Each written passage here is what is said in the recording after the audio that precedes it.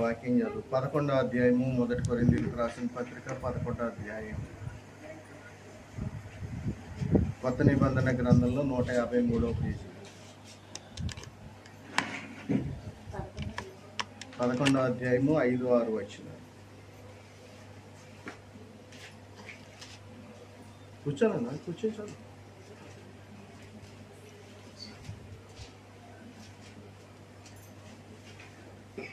తల మీద ముసుగు వేసుకొనక ప్రార్థన చేయలేక ప్రవశించును. ఆ స్త్రీ తన తలను అవమానపరుచును. ఏలయనగా అది ఆమెకు క్షౌరము చేయబడినట్టు గాని యుండును.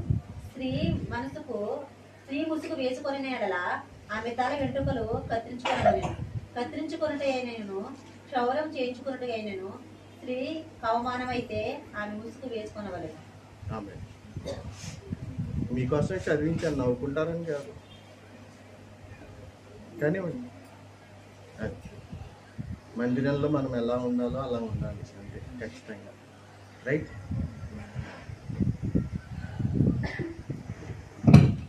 దేవుడి నామానికి మహిమ కలుగును గాక. హల్లెలూయా.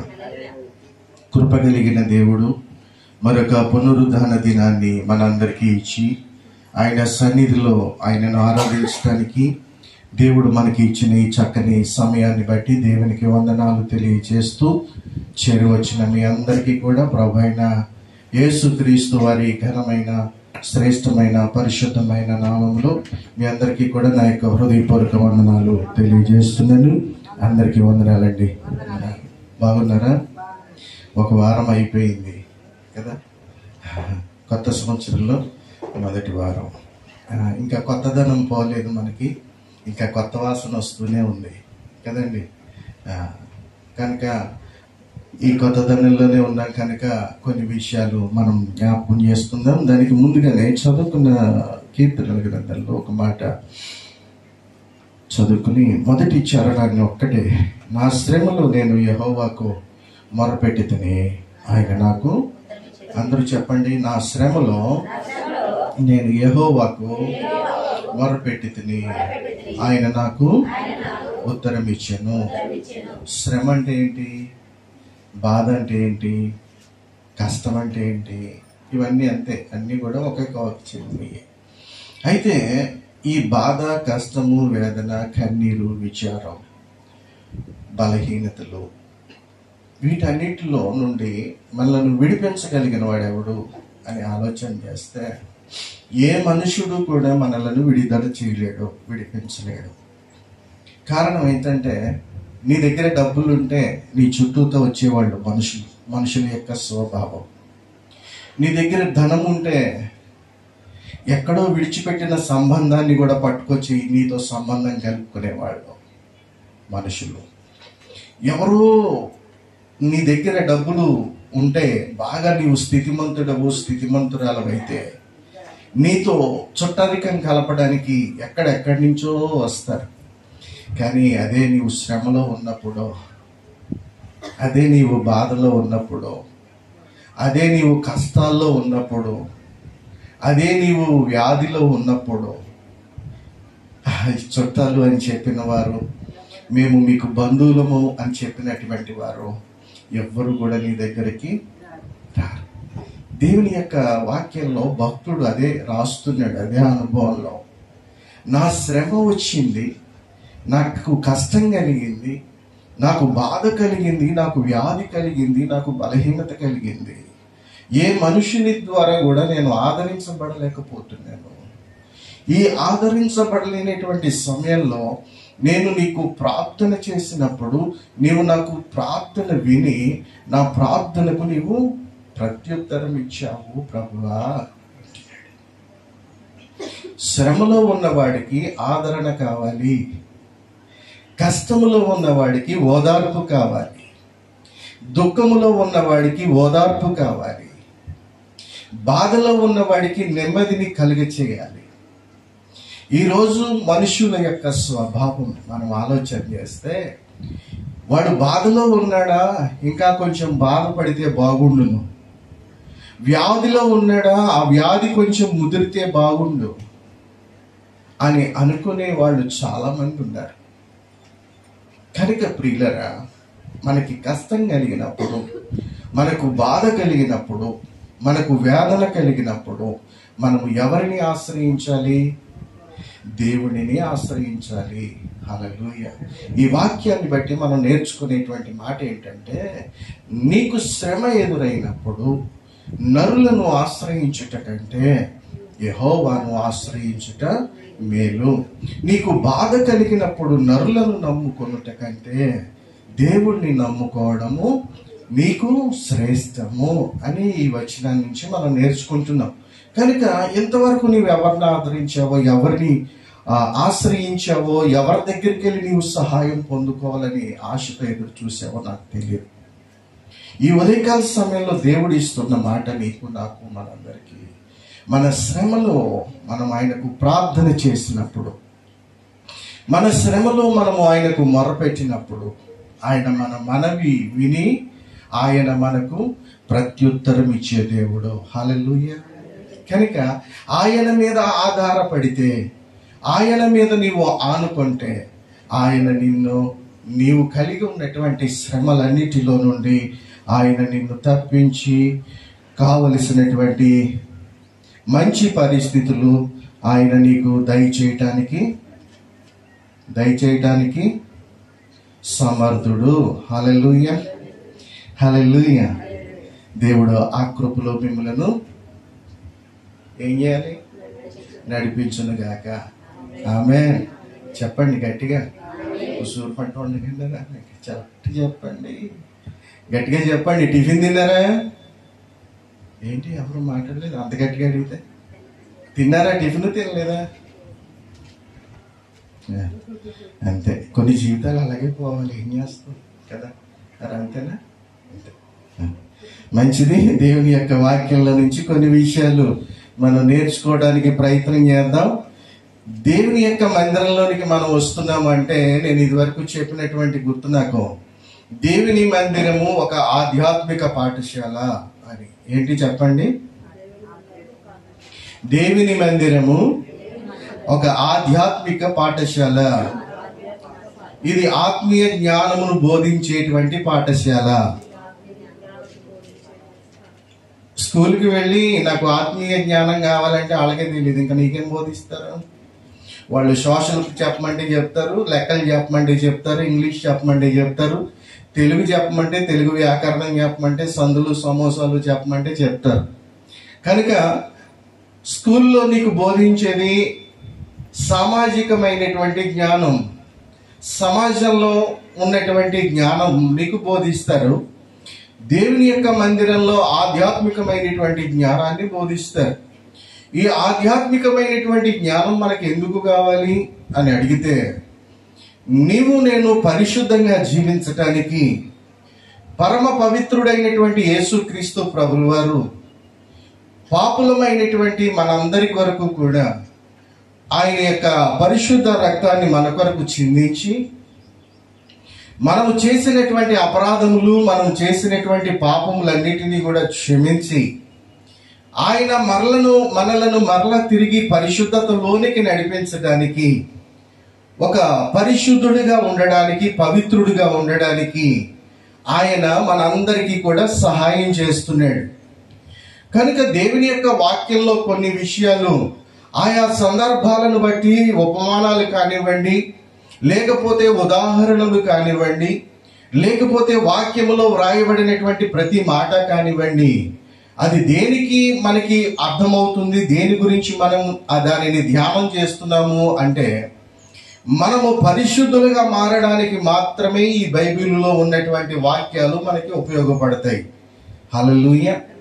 కనుక నేను మొట్టమొదటి చెప్పేటువంటిది ఏంటంటే, క్యాలెండర్లు మారుతున్నాయి అనే సంతోషం కంటే నేను పడే ఆనందం ఎటువంటిదో తెలుసా? క్యారెక్టర్ మారాలి అని ఎదురు చూస్తున్నటువంటి వాడిని. స్తోత్రం. ఎందుకంటే క్యాలెండర్లు మారడం వల్ల ఉపయోగం లేదు, నీ క్యారెక్టర్ మారాలి. అర్థమైందా నేను చెప్పింది? క్యాలెండర్లు మారినంత మాత్రాన ఉపయోగం లేదు, నీ క్యారెక్టర్ మారితే ప్రయోజనకరంగా ఉంటుంది. హల్లెలూయా. కనుక ప్రియులరా, మనకి మారాల్సింది క్యాలెండర్లు కాదు, నీ క్యారెక్టర్ ప్రాముఖ్యం. నీ మనస్సు ప్రాముఖ్యంగా మారాలి.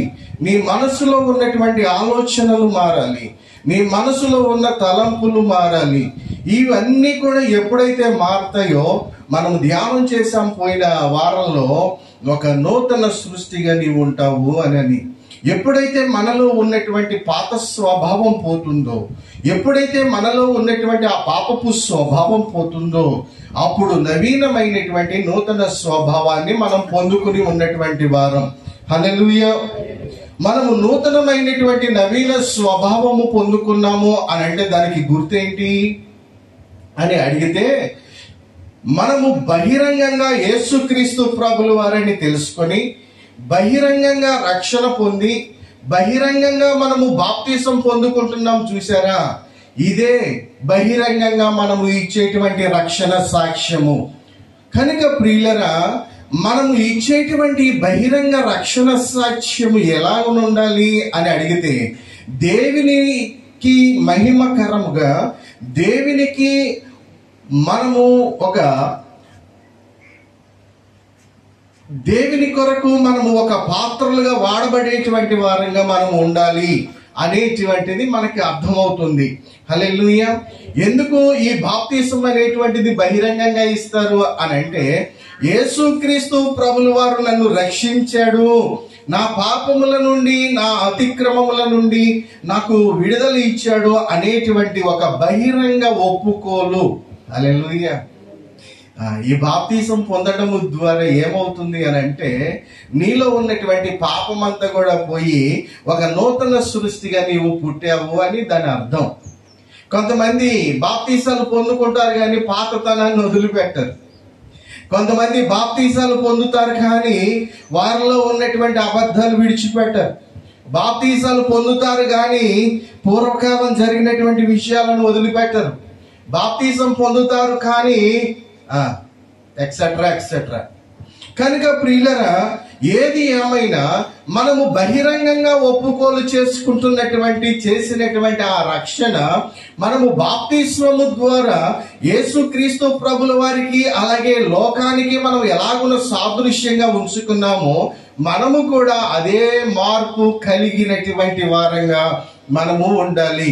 బాప్తిసం తీసుకున్న తర్వాత కూడా అవే బూతులు తిడుతూ ఉంటే, బాప్తిజం తీసుకున్న తర్వాత కూడా అవే అబద్ధాలు మాట్లాడుతూ ఉంటే ప్రయోజనం లేదు. ప్రియులరా, మనము దేవుని యొక్క కృపలో బాప్తిజం పొందుకున్నాం, రక్షణ పొందాం. ఎందుకు రక్షణ నీకు కావాలి అని అడిగితే, నీవు ఎందుకు రక్షించబడాలి అని అడిగితే, పాత జీవితము నీ నుండి వదిలిపెడుతున్నావు అనేటువంటిది ఒక రక్షణ. ఎందుకు రక్షణ నిర్ణయం అలాగ చేశారు అని అడిగితే, నీవు చేసినటువంటి అపరాధముల చేత నీవు నశించిపోతున్నావు. కనుక నీవు ఎప్పుడైతే పాపపు ఒప్పుకోలు బహిరంగంగా చేసి నీవు ఒకసారి బాప్తిసం పొందావో, అప్పుడు నీ పాత జీవితం అంతా కూడా అక్కడ పాతి పెట్టబడినది. స్తోత్రం కలుగును గాక. ఇంకా చాలా మందికి ఎలా ఉంది అని అంటే, బాప్తిసం పొందుతారు కానీ, బాప్తిసం పొంది ఉంటారు కానీ ఇంకా కొన్ని చేస్తూనే ఉంటారు. కనుక ఈ రోజు మనము ధ్యానం చేసేటువంటి ఒక అధ్యాయం, 9వ అధ్యాయం మత్తయి సువార్తలో, ఆ మత్తయి సువార్త 9వ అధ్యాయం అంతా కూడా ఒక 7-8 విషయాలను గురించి మనకి బోధిస్తుంది. ఒక చోట ఏమని ఉంటుందంటే, మొదట్లో ఏమని ఉంటుందంటే, పాపములు క్షమించబడటము ఉంటుంది. తర్వాత యేసుక్రీస్తు ప్రభుల వారు ఒక చోట చెప్తాడు, దేవుడు ఆరోగ్యవంతులకి దేవుడు అవసరం లేదు, వ్యాధిగ్రస్తులకే దేవుడు అవసరం అని చెప్తాడు. 2వ మాట అది. అలాగే 3వ మాట, ఒక చిన్నది చనిపోతే ఆమెను పట్టుకుని లేపుతాడు. అలాగే 4వది, ఒక రక్తస్రావ రోగిని ఆయన చెంగు ముట్టగానే ఆమె స్వస్థపడుతుంది. అలాగే అక్కడ 2 గుడ్డి వారిని దేవుడు ముట్టి స్వస్థపరిచి వారికి చూపుని ఇస్తాడు. అలాగే అక్కడ ఆయన వెళ్ళుచుండగా కొన్ని దయ్యాలు పట్టినటువంటి వారిని, వ్యాధిగ్రస్తులను, ఇలాగున్న కొంతమందిని స్వస్థపరుస్తూ ఆయన సువార్త, రాజ్య సువార్త ప్రకటిస్తూ ఆ ప్రాంతంలో కొన్ని కార్యాలు చేశాడు. ఆయన మాట్లాడుతూ కొన్ని విషయాలు ఇక్కడ ఉపమాన రీతిగా అక్కడ మాట్లాడటం మనం చూస్తున్నాం. ఆయన చెప్పినటువంటి 9వ అధ్యాయంలో ఆయన చెప్పినటువంటి ఉపమానాన్ని ఈ ఉదయకాల సమయంలో మీ ముందు పెట్టడానికి నేను ఇష్టపడుతున్నాను. 9వ అధ్యాయము చూడండి, 14వ వచనం నుండి 17వ వచనం వరకు చదువుకుందాం. అప్పుడు యోహాను శిష్యులు ఆయన యొద్దకు వచ్చి, పరిసయ్యులను మేము తరచుగా ఉపవాసము చేయించున్నాం గాని ఈ శిష్యులు ఉపవాసము చేయరు, దీనికి హేతువేమని ఆయన అడగగా, యేసు పెండ్లి కుమారుడితో తమతో కూడా నుండి కాలమున పెండ్లి ఇంట వారు దుఃఖపడగలరా?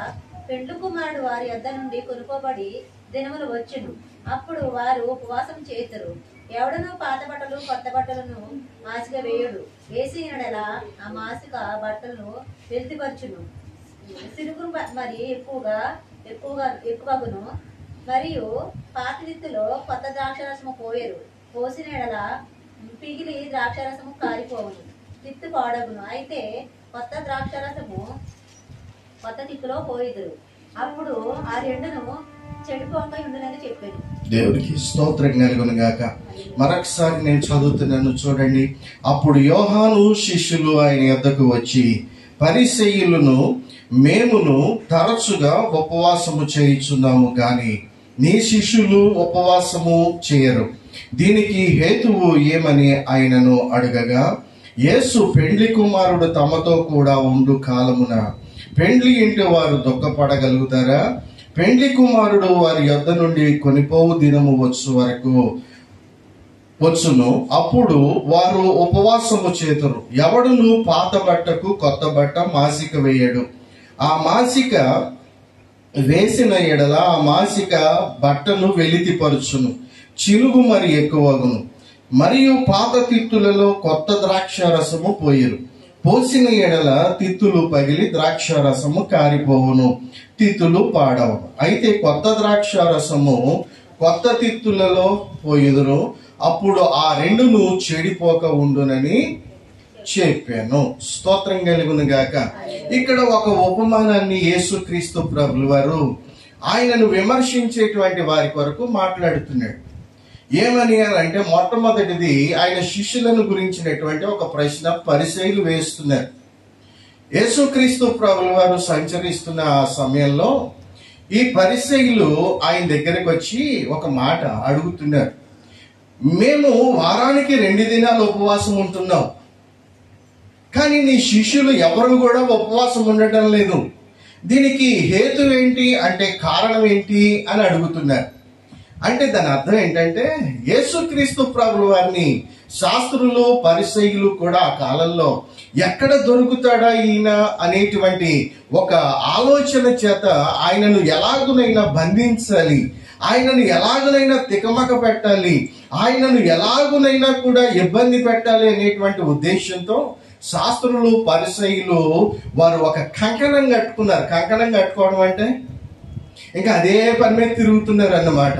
అలాగనే తిరుగుతున్నప్పుడు యేసుక్రీస్తు ప్రభులు వారు ఒక ప్రశ్న వేశారు.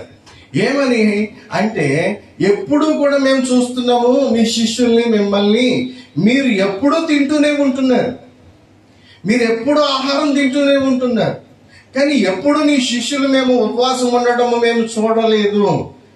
వాళ్ళకి నీవు బోధించవా? వాళ్ళకి నీవు గద్దించవా? ఉపవాసం చెయ్యండిరా మాకులే గాని నీవు చెప్పవా వాళ్ళకి అని ఇండైరెక్ట్ గా క్వశ్చన్ వేస్తున్నారు వాళ్ళు యేసుక్రీస్తు ప్రభుల వారికి. అప్పుడు యేసుక్రీస్తు ప్రభుల వారు చెప్పిన సమాధానం ఏంటంటే, ఒక మాట చెప్పాడు. ఆయన మాట ఎప్పుడు మాట్లాడినా నిర్మోహమాటంగా మాట్లాడతాడు. హల్లెలూయా. వాక్యం ఎవరికి కూడా అతీతమైనటువంటిది కాదు. ఎవరికి అతీతమైనటువంటిది కాదు. అంటే దాని అర్థం ఏంటంటే, నాకొక రకంగా, నీకొక రకంగా, డబ్బులున్న వాడికి ఒక రకంగా, డబ్బులు లేని వాడికి ఒక రకంగా, పెద్దవాడికి ఒక రకంగా, చిన్నవాడికి ఒక రకంగా బోధించేటువంటిది కాదు దేవుని యొక్క వాక్యం. యేసుక్రీస్తు ప్రభులు వారిని ఆ శాస్త్రులు పరిశీలన అంటారు ఒక చోట, నీవు మొహమాటము లేకుండా మాట్లాడుతున్నావు అని అడుగుతారు. అంటే చూడండి, మనము ఒక్కొక్క వ్యక్తితో మాట్లాడుతున్నప్పుడు మొహమాట పడుతూ ఉంటాం. ఒక్కొక్క వ్యక్తిని చూసి భయపడుతూ ఉంటాం మాట్లాడడానికి. కానీ యేసుక్రీస్తు ప్రభుల వారికి ఆ భయం లేదు, ఆ యొక్క ఏ విధమైనటువంటి కలవరం లేదు హృదయంలో. ఉన్నది ఉన్నట్టుగా మొహం మీద మాట్లాడాడు. స్తోత్రం కలుగును గాక. వాళ్ళు అడిగిన ప్రశ్నకు ఒక్క మాటలోనే సమాధానం చెప్పాడు. ఏమని చెప్పాడో తెలుసా? పెండ్లి కుమారుడు ఇంట పెండ్లి కుమారుడు ఉన్నప్పుడు ఆ పెండ్లి కుమారుడి యొక్క ఇంటిలో ఉన్నటువంటి వారు ఎవరైనా దుఃఖిస్తూ ఉంటారా? ఎవరైనా ఏడుస్తూ ఉంటారా? ఏడవరు కదా, సంతోషంగా ఉంటారు. ఉన్న పదార్థాలన్నీ కూడా భుజిస్తూ ఉంటారు. లేనివి కొత్త కొత్త వంటకాలన్నీ చేసుకుంటారు, తింటారు. చక్కగా సంతోషంగా ఉండేటువంటి సమయంలో సంతోషంగా ఉండాలి. కానీ ఇది మీకు జ్ఞానం లేదు కాబట్టి మీరు ఉపవాసం చేస్తున్నారు. కానీ నా శిష్యులకి నేను అది బోధించాను కాబట్టి వాళ్ళు సంతోషంగా ఉంటున్నారని ఇండైరెక్ట్ గా వాళ్ళకి బుద్ధి చెప్తున్నాడు. స్తోత్రం కలుగును గాక. హల్లెలూయా. కనుక యేసుక్రీస్తు ప్రభులు వారు చెప్పే మాటలో వాళ్ళకి జ్ఞానోదయం అయిపోయింది. వెంటనే వాళ్ళు అంటున్నారు, మీ శిష్యులు ఉపవాసం చేయట్లేదు, మేము ఉపవాసం చేస్తున్నాం. దీనికి కారణం అడిగితే యేసుక్రీస్తు ప్రభులు వారు పెండ్లి కుమారుడు తన ఇంటిలో ఉన్నప్పుడు ఆ ఇంటి వారు ఎవరు కూడా ఉపవాసము చెయ్యరు. అయితే చేస్తారు. ఎప్పుడు చేస్తారు? పెండ్లి కుమారుడు ఎత్తబడి కాలము వచ్చిన ఎత్తబడిన తరువాత వారు ఉపవాసము చేస్తారు అని చెప్పి ఉపవాసాన్ని గురించి ఒక మాట చెప్పాడు ఇక్కడ. హల్లెలూయా. ఇక్కడ ఒక మాట చెప్పేసి నేను ముందుకు వెళ్తాను. ఉపవాసము అనేటువంటిది ఎందుకు చేయాలి? పొద్దున్నుంచి సాయంత్రం దాకా మనం పొట్ట మార్చుకుని సాయంత్రం 1 కేజీ ఉప్మాలు తెచ్చుకుని ఉప్మా చేసుకుని తినేయడానికి కాదు. లేకపోతే పొద్దున్నుంచి సాయంత్రం దాకా నేను ఉపవాసం ఈ రోజు అని చెప్పి పొద్దున్నది సాయంత్రాన్ని కలిపి తినేయడం కాదు. లేకపోతే ఒక వాయి ఇడ్లీ తినేయడానికి సాయంత్రం అంతకన్నా కాదు. ఉపవాసము అనేటువంటిది ఎందుకు చేయాలి అని అడిగితే, ఉపవాసము అనేటువంటిది ఎందుకు చేయాలి అని అడిగితే నన్ను అడుగు, నేను ఇస్తాను. ఏంటి ఉపవాసం అనేటువంటిది ఎందుకు చేయాలి అని అడిగితే, ఉపవాసము అనేటువంటిది దేవునికి సమీపముగా నివసించుట. ఉపవాసము అనే దాని అర్థానికి పేరేంటంటే దేవునికి సమీపము. ఈ ఉపవాసాన్ని గురించి ఫిబ్రవరి నెలలో ఒక 7 రోజులు ఉపవాస కూటాలు పెడుతున్నాం. కనుక మీరందరూ కూడా ఆధ్యాత్మికంగా బలపడడానికి రండి. అనేకమైనటువంటి మాటలు మీరు నేర్చుకోవడానికి, ఆధ్యాత్మికంగా బలపడడానికి దేవుడు కృప చూపించబోతున్నాడు. స్తోత్రం కలుగును గాక. కనుక ఈ ఉపవాసం అంటే దాని అర్థం ఏంటంటే దేవునికి సమీపముగా నివసించడము ఉపవాసం. దేవునికి సమీపముగా మనము నివసిస్తే మనకేం జరుగుతుంది? మనకేం జరుగుతుంది అంటే మనకన్నీ కూడా మేలులే జరుగుతాయి. అంటే మనం ఉపవాసం ఉన్నామంటే దాని అర్థం ఏంటి? మనము శరీరాన్ని జయిస్తున్నాం, ఆకలిని జయిస్తున్నాం, లోకాన్ని జయిస్తున్నాం, పాపాన్ని జయిస్తున్నాం. యేసుక్రీస్తు ప్రభువు వారు దేనిని జయించాడు? ఆకలిని జయించాడు. 40 రోజులు ఉపవాసం ఉన్నాడు ఆయన. తరువాత పాపాన్ని జయించాడు ఆయన. తరువాత లోకాన్ని జయించాడు ఆయన. హల్లెలూయా. ఈ 3 జయించటానికి ఉపవాసము అనేటువంటిది చాలా ప్రాముఖ్యము క్రైస్తవుని యొక్క జీవితానికి. క్రైస్తవుని యొక్క జీవితానికి పాపాన్ని జయించాలి, లోకాన్ని జయించాలి. ఇంకోటి నేనే మర్చిపోయాను. పాపాన్ని జయించటానికి, లోకాన్ని జయించటానికి, ఇంకా జయించటానికి, సైతాన్ని జయించటానికి ఉపవాసము చేయాలి. స్తోత్రం కలుగును గాక. ఎందుకు అని అడిగితే, మనము ఈ ఉపవాసము అనేటువంటిది శరీరములో ఉన్నటువంటి కోరికలను చంపుతుంది. ఉపవాసము అనేటువంటిది శరీరానికి ఉన్నటువంటి కోరికలను చంపుతుంది. ఈ కోరికలు ఎప్పుడైతే చస్తాయో, ఈ శరీరానికి ఉన్నటువంటి కోరికలు ఎప్పుడైతే చనిపోతాయో, అప్పుడు మనము దేవునికి సమీపస్తులం అవుతాం. అదే ఉపవాసంలో ఉన్నటువంటి రహస్యం. హల్లెలూయా. కనుక ఈ ఉపవాసాన్ని మనం పాటించటానికి ఆ దేవుడు మనకు సహాయం చేయనివ్వండి. ఇప్పుడు కొన్ని విషయాలు కిందకి చదువుకుందాం. 16వ వచనాన్ని, ఎవడును పాత బట్టకు కొత్త బట్ట మాసిక వేయడు, వేసిన ఎడల ఆ మాసిన బట్టను వెలితిపరచును, చిరుగు మరి ఎక్కువ అవును. చూడండి, ఇక్కడ వస్త్రాలను గురించి మాట్లాడుతున్నాడు.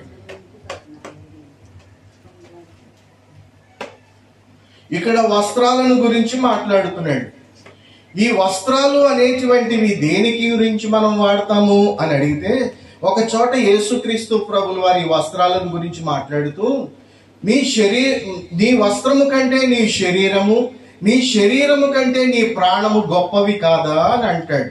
కనుక ప్రియులరా, మన శరీరము కప్పుకోవడానికి, మన శరీరాన్ని ఆస్వాదన చేసుకోవడానికి మాత్రమే ఈ యొక్క వస్త్రాలు మనకి అవసరం. కనుక ప్రియులరా, ఇక్కడ వస్త్రముల గురించి మాట్లాడుతున్నాడు. ఒకటి పాతది, ఒకటి కొత్తది. ఇప్పుడు పాతదానికి కొత్తదానికి ఉన్నటువంటి తేడా మనకి ఎలా తెలుస్తుంది చెప్పండి? మనం కొత్త బట్టలు కొనుక్కుంటాం, దానికి ముందు పాత బట్టలు కూడా ఉండుంటాయి. ఎలా తెలుస్తుంది వాటికి వీటికి తేడా? అవి వాడుతూ ఉంటే కొంచెము చిరుగుపడుతూ ఉంటాయి, చీకిపోతూ ఉంటాయి.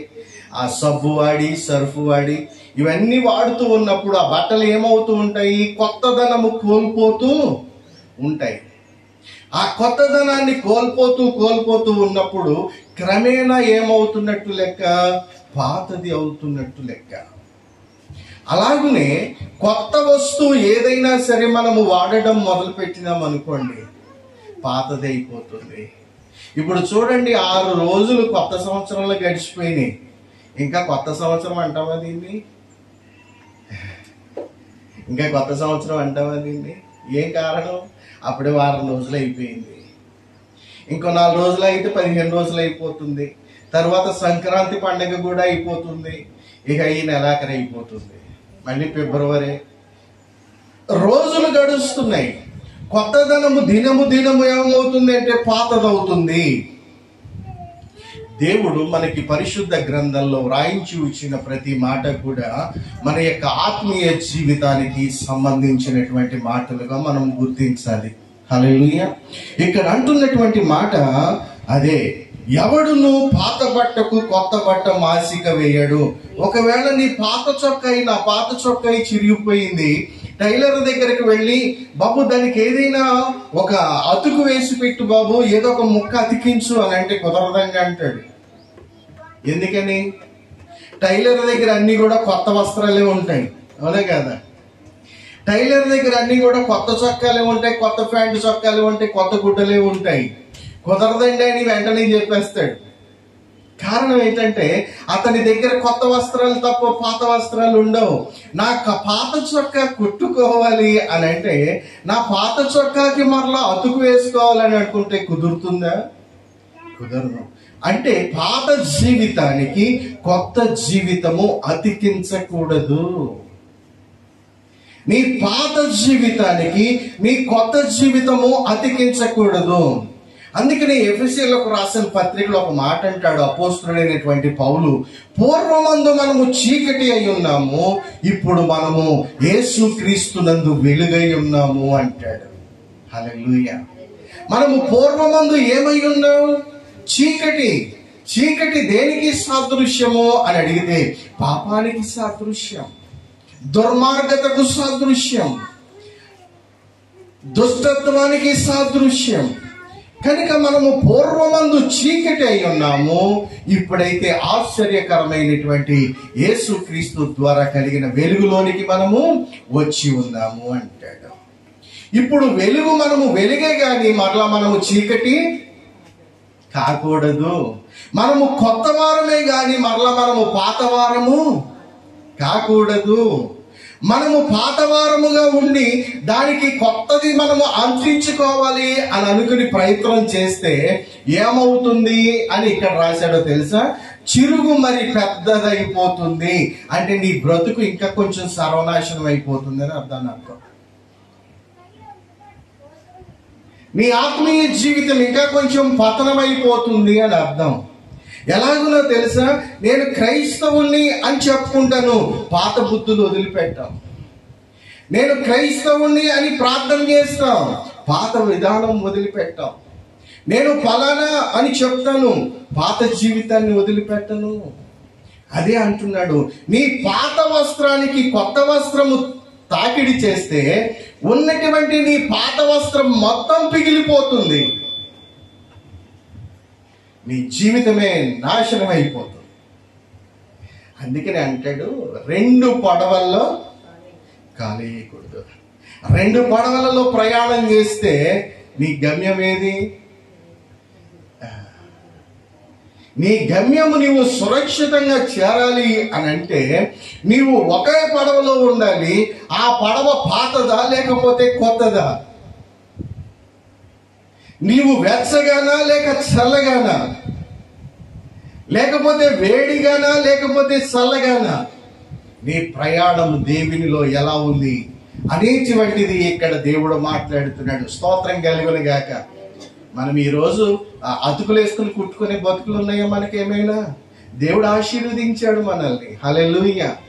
కానీ ఇక్కడ వస్త్రాల గురించి కాదు దేవుడు చెప్పిన మాట, నీ ఆత్మీయ జీవితం, నా ఆత్మీయ జీవితం గురించే. స్తోత్రం కలుగును గాక. అర్థమవుతుంది నా మాట? నా ఆత్మీయ జీవితం గురించి, నీ ఆత్మీయ జీవితం గురించి మాట్లాడుతున్నటువంటి మాట.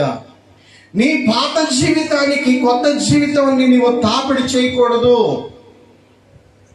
నీ పాత జీవితం ఏంటో దానిని వదిలిపెట్టిన తర్వాత ఆ కొత్త జీవితాన్ని నీవు అవలంబిస్తే దాని ఆశీర్వాదాన్ని నీవు చూస్తావు,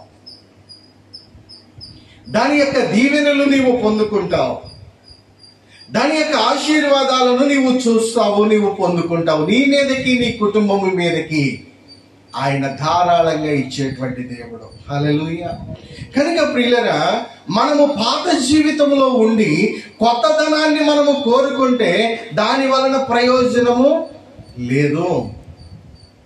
అందుకనే 2 కొరింథీ పత్రిక 5:17 అన్నాడు కదా అపోస్తలుడైన పౌలు గారు. ఏమంటాడు? మీరు క్రీస్తునందున్న ఎడల కాగా ఎవడైనను యేసు క్రీస్తునందున్న ఎడల వాడు నూతన సృష్టి, పాతవి గతించెను, సమస్తము కొత్తవైపోయింది. హల్లెలూయా. నాకు ఏమీ లేనప్పుడు, నాకు చాలా ఇంటిలో తినడానికి ఆహారం సరిగా లేనప్పుడు, మీరు చెప్తే నమ్మరు, నా భార్యకు 3 ముక్కలు చీర కొనేవాడిని. అప్పుడు 60 రూపాయలు 70 రూపాయలు చీర. నా భార్య 3 ముక్కల చీర కొనుక్కుని కట్టుకున్న రోజులు ఉన్నాయి.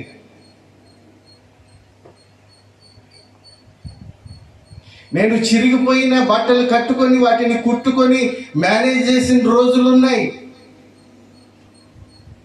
ఇది వాస్తవం. నా జీవితంలో నేను అనుభవించాను కాబట్టి నేను చెప్పగలుగుతున్నాను. ఈ రోజు మా ఆవిడ దగ్గరికి వచ్చి, అమ్మగారు మీకు ఎన్ని చీరలు ఉన్నాయి అని అడగండి ఒకసారి. బీరువా తెరిచి చూస్తుంది, కళ్ళు తిరిగి పడిపోతారు కింద. మీరు ఇంటికి వెళ్ళిన తర్వాత నాకు ఉంటుంది పనిష్మెంట్. హల్లెలూయా. కనుక ప్రియులరా, ఎందుకంటే 3 ముక్కల చీరలో నుంచి వచ్చింది ఇతను. నేను కూడా అతుకుల బ్రతుకులో నుంచి వచ్చినోడే నేను. కానీ ఎప్పుడైతే వాక్యాన్ని నా జీవితానికి అవలంబించుకున్నానో, ఎప్పుడైతే వాక్యాన్ని నా జీవితంలోనికి ఆహ్వానించానో, ఎప్పుడైతే యేసయ్యను నా జీవితంలోనికి, నా బ్రతుకులోనికి తెచ్చుకున్నానో, నేను ఆ వాక్య ప్రకారం జీవించటం మొదలు పెట్టానో, నాలో కొత్తదనము మొదలైంది. హల్లెలూయా. నాకే కాదు, నీకు కూడా కొత్తదనమే. ఎంతకాలం అప్పుల బాధల్లో ఉండేవాళ్ళో తెలుసా? నేను జీతం వస్తే 2 గంటలు అయిపోయేది. 1 నెల రోజులు, 30 రోజులు కష్టపడితే ప్రియులరా, 30 రోజులు కష్టపడి నేను ఇంటికి తీసుకొస్తే జీతం 2 గంటల్లో అయిపోయేది. 100 రూపాయలు ఉండేవి కాదు చేతిలో. ఏదైనా అవసరం వస్తే బాబు 200 ఇయ్యి, బాబు 400 ఇయ్యి, 500 ఇయ్యి అని అడుక్కునేవాడిని. అప్పు దరిద్రపు కొట్టు జీవితం.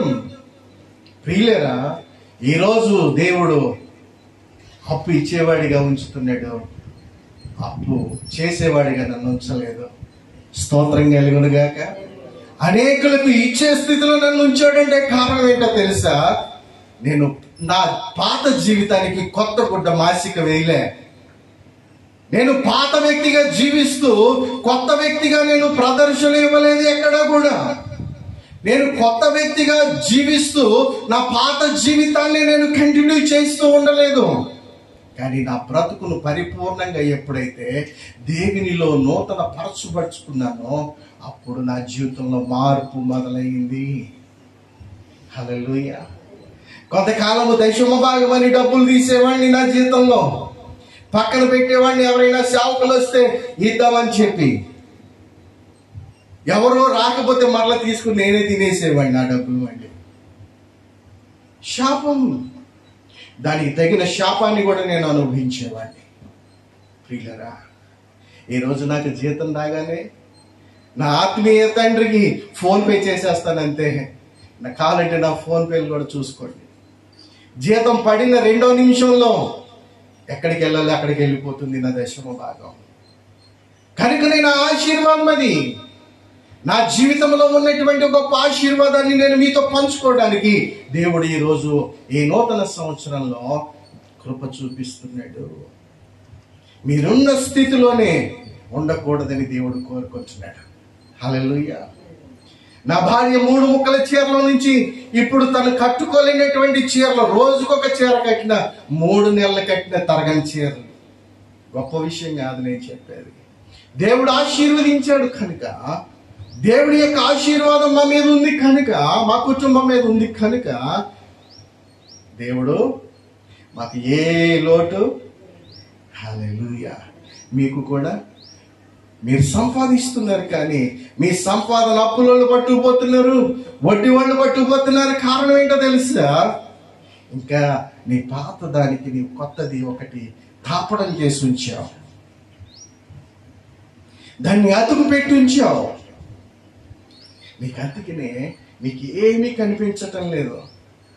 అందుకనే నీకు పెద్ద నష్టం కనబడుతుంది, అందుకనే నీకు పెద్ద విచారం కనబడుతుంది, అందుకనే నీకు కృంగుదల, అందుకనే నీకు బాధ, అందుకనే నీకు విచారం, అందుకనే నీకు వ్యాధి, అందుకనే నీ కుటుంబంలో నెమ్మది ఉండటం లేదు, అందుకనే నీ కుటుంబంలో సమాధానం ఉండటం లేదు. వీలేనా? పాత ధనానికి కొత్త ధనం ఎప్పుడు కూడా అంటి పెట్టకూడదు. కొత్త గుడ్డ మాసిక వేయకూడదు. వేసిన ఎడల అది ఏమైపోతుందో తెలుసా? చిరుగు మరి అంత ఎక్కువైపోతుంది. అంటే దాని అర్థం, నీ పాత జీవితానికి కొత్త జీవితము మాసిక వేస్తే నీ కష్టాలు మరి ఎక్కువైపోతాయి, మరి ఎక్కువైపోతాయి. దేవుడు చెప్తున్న మాట అదే. మన జీవితాన్ని గురించి మనం ఆధ్యాత్మికంగా ఎప్పుడు ఆసక్తి కలిగి దేవుని సన్నిధిలో మనం ఉంటామో దేవుడు మనలను ఆశీర్వదించడానికి ఆయన కూడా సిద్ధంగా ఉంటాడు. నేను చెప్పాను కదా పోయిన దినాల్లో, ఆశ లేనటువంటి వాడిని దేవుడు కూడా ఆశీర్వదించలేడు, ఆశ ఉన్నవాడిని దేవుడు ఖచ్చితంగా ఆశీర్వదిస్తాడు. హల్లెలూయా. అందుకని 42వ కీర్తనలో దుప్పి నీటి వాగుల కొరకు ఆశపడుతున్నట్లు, దేవా నీ కొరకు నా ప్రాణము ఆశపడుతున్నది అని దావీదు మాట్లాడుతుంటే, దావీదు యొక్క జీవితంలో తృప్తిని పొందుకున్నాడా లేదా? పొందాడా లేదా? దేవుడు తృప్తిని పొందుకున్నాడు. దేవుడు దావీదుని ఆశీర్వదించాడు. ఉన్నతమైన స్థలముల మీదకి దావీదుని నడిపించాడు. నీవేమి అతీతుడవు కాదు, నువ్వు కూడా ఉన్నతమైన స్థితిలో ఉండాలి అని అంటే ఆ ఆసక్తి, ఆ ఆశ నీలో ఉంటే దేవుడు ఆ ఆశను తీరుస్తాడు. హల్లెలూయా. ఆశ కలిగిన వాడికి ఇచ్చేవాడు ఆయన. నీ ఆసక్తిని, నీ ఆశను తీర్చి నిన్ను తృప్తిపరిచేవాడు ఆయన. నీ ఆశ ఏదైతే ఉందో దానిని ఆయన తీరుస్తాడు తల్లి. 75వ కీర్తన మొదటి చరణం చదువుకుందాం ఒకసారి. ఎందుకంటే ఆయన సమీపముగా ఉన్న దేవుడు. కీర్తన 75వ అధ్యాయం మొదటి చరణం. నీవు సమీపముగా ఉన్నావని చదువు తల్లి తీసుకుని. ఎక్కడున్నాడు ఆయన? ఎక్కడున్నాడు చెప్పండి అంటే అమ్మ చెప్పు, ఎక్కడున్నాడు? ఎక్కడున్నాడు నీకు ఆయన? సమీపం అంటే అంటే దగ్గరలో ఉన్నాడు. అంటే నువ్వు మాట్లాడితే నీ మాట వినేటట్టున్నాడు. అందుకనే దావీదు అంటాడు, ఆయన నా కుడి తట్టున్నాడు, నేను కదల్చబడను. హల్లెలూయా. ఆయన నా కుడి తట్టున్నాడు కనుక నేను కదల్చబడను. ఎందుకో కారణం తెలుసా? నా శ్రమలో నేను ఆయనకు మొరపెట్టినప్పుడు ఆయన నాకు ఉత్తరం ఇచ్చే దేవుడు.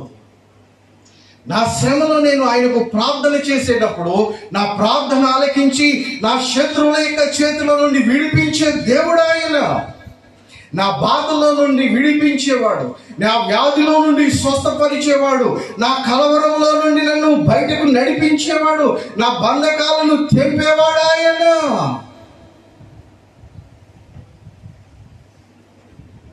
పాత బట్టకు కొత్త బట్ట మాసిక వేసి నీ రోజులు, పాత బట్టకు కొత్త బట్ట మాసిక వేసి జీవిస్తున్నన్ని రోజులు నీ బ్రతుకుల ఆశీర్వాదాన్ని చూడలేవు. నీ బ్రతుకుల ఆశీర్వాదాన్ని చూడలేవు. నీ బ్రతుకుల ఆశీర్వాదం చూడాలి అని అంటే, దేవుని యొక్క దీవెన నీవు పొందుకోవాలి అని అంటే, నీ పాత జీవితాన్ని వదిలిపెట్టి కొత్త జీవితం ప్రారంభించు. కొత్త జీవితం ప్రారంభించడానికి ప్రయత్నం చేయి. ఒకవేళ జీవించలేకపోతున్నావా, ఆయనకు మొరపెట్టు, ప్రార్థన చేయి. నా దేవుడు నీకు పరిస్థితులను అనుకూలంగా మారుస్తాడు. హల్లెలూయా, హల్లెలూయా. ఏ మనుషుడు మార్చడండి, నేను మారుస్తానని చెప్పను. నా దేవుడు మార్చగలిగిన సమర్థుడు. నేను అలాగ మొరపెట్టినప్పుడు నా పరిస్థితి మార్చిన దేవుడు నీ పరిస్థితి కూడా మారుస్తాడు. నా పరిస్థితిని మార్చిన దేవుడు, దావీదు పరిస్థితిని మార్చిన దేవుడు నీ పరిస్థితి మార్చకుండా ఉంటాడా? నా దేవుడు మార్పు లేని దేవుడు, మార్పు చెందని దేవుడు. హల్లెలూయా. వర్తమాన భూత భవిష్యత్ కాలములలో ఆయన మార్పు లేని దేవుడు. ఆయన భూమి ఆకాశములు గతించిపోతాయేమో కానీ నా మాటలు గతించవు అని చెప్పిన దేవాది దేవుడు. ఏంటి 12:30? 12:20 కరెక్టేనా? తెలియకుండా మాట్లాడుతున్నాను. స్తోత్రం కలుగును గాక. అది చూడండి, ఇంకొక మాట ఉంది అక్కడ చూడండి, 17వ వచనం. మరియు పాత తిత్తులలో కొత్త ద్రాక్ష రసము పోయరు, పోసిన ఎడల తిత్తులు పగిలి ద్రాక్ష రసము కారిపోవును, తిత్తులు పాడవును. హల్లెలూయా. చూడండి, కొత్త ద్రాక్ష రసము పాత తిత్తులలో కొత్త ద్రాక్ష రసము పోయరు. పోస్తే ఏమైతాయట? ఏమైతాయి? పగిలిపోతాయట. పగిలిపోవడం అంటే దేవుని యొక్క వాక్యంలో ఆధ్యాత్మికంగా ఏంటో తెలుసా? చచ్చిపోవడం. చూడండి, మన సోదరులు కొండ పెట్టుకుని తిరుగుతారు. ఆ కాటి దగ్గర వెనక్కి తిరగకుండా కొండ పడేస్తారు. ఎందుకు పడేస్తారు? కొండని పగిలిపోయింది అని. ఆ కొండ పగిలిపోయింది, ఈ తిత్తి పగిలిపోయింది. కొండే తిత్తి, తిత్తే కొండ. కొండ పగిలిపోయిందంటే ఇంకా జీవితం లేదు. తిత్తి పగిలిపోయిందంటే ఇంకా జీవితం లేదు. లోపల పోసేస్తూ ఉంటాడు లీటర్లు. ఏమైపోతుంది? మన బండిలోనే, మనం నడిపే స్కూటర్లోనే పెట్రోల్ బండి పెట్రోల్ పోయవలసింది కిరోసిన్ పోస్తేనే ముందుకు వెళ్ళదు. డీజిల్ కాకుండా ఇంకొకటి పోస్తేనే ముందుకు వెళ్ళదు లారీల్లో. అటువంటిది మనకి దేవుడు తాగమని ఏమి ఇచ్చాడు? మంచినీళ్ళు ఇచ్చాడు. చక్కగా అవి తాగడం మానేసి తాగకూడనవన్నీ తాగుతున్నాం, పట్టిస్తున్నాం. ఏమైపోతుంది? లివర్లు పోతున్నాయి, కిడ్నీలు పోతున్నాయి, అన్నీ పోతున్నాయి. చివరికి ఐసీయూలో పెడుతున్నారు. ప్రియులరా, దేవుడు మనకి ఇచ్చినటువంటి వాటిని మనం అనుభవించాలి. హల్లెలూయా. మన తిత్తిలో ఏం పోయాలి? సరి అయినటువంటి ద్రాక్షారసము సరి అయినటువంటి సమయంలో పోస్తే నీకు సరి అయినటువంటి సమయంలో దేవుడు నీకు సంతోషాన్ని, సమాధానాన్ని, ఆశీర్వాదాన్ని ఇస్తాడు. లేకపోతే నీ సమయము సరి అయినది కాకపోతే ఆ తిత్తె పగిలిపోతుంది అని ఇక్కడ చెప్పాడు. పాత తిత్తిలో క్రొత్త ద్రాక్షారసం పోయరు, పోస్తే ఆ తిత్తె పగిలిపోతుంది. కొత్త తిత్తిలో కొత్త ద్రాక్షారసమే పోయాలి. స్తోత్రం కలుగును గాక. కనుక ఈ ఉదయకాల సమయంలో, ఈ మధ్యాహ్న కాల సమయంలో ఈ మాటలు వినేటువంటి మీరు మన జీవితాల్లో ఇంకా దేనికి తాపడం చేయబడి ఉన్నాయి ఒకసారి మనము ఆలోచన చేసుకుందాం. ఆలోచన చేసుకుంటూ ఆయన శరీరాన్ని, ఆయన రక్తాన్ని తిని త్రాగుదాము. అందరూ మోకరించండి, ప్రార్థన చేస్తాను. అందరూ కూడా మోకరించండి, ప్రార్థన చేసుకుందాం. ప్రభువా, నీ వాక్యాన్ని విన్నానయ్యా. పాత వస్త్రానికి కొత్త వస్త్రం మార్చికి వేయకూడదన్నారు. పాత తిత్తిలో కొత్త ద్రాక్షారసం పోయకూడదన్నారు. ప్రభువా, దయచేసి కనికరించండి, దయచేసి కనికరించండి. నా జీవితం ఏమై ఉందో, నా పరిస్థితి ఏమై ఉందో నీకు తెలుసు. కనుక ఈ ఉదయకాల సమయంలో, ఈ మధ్యాహ్న కాల సమయంలో నన్ను నేను నీ చేతులకు అప్పగించుకుంటున్నా. కృప చూపెట్టండి, సహాయం చేయండి అని అందరూ కూడా ఎవరి మట్టుకు వారు ఆయన శరీరము తినడానికి, ఆయన రక్తాన్ని త్రాగడానికి మనం సిద్ధపడుతూ మనము ప్రార్థన పూర్వకంగా మనం ఆయన సన్నిధిలో ఉందాం. అందరూ కూడా ప్రార్థన చేసుకోండి. ఆయన శరీరానికి సాదృశ్యంగా ఉన్న రొట్టె, ఆయన శరీరానికి, ఆయన రక్తానికి సాదృశ్యంగా ఉన్న ద్రాక్షరసం మీకు ఇవ్వబడుతుంది. కావలసిన యోగ్యత కొరకు మనము ప్రార్థన చేసుకుంటూ ఉందాం. అందరూ కూడా ప్రార్థన చేయండి.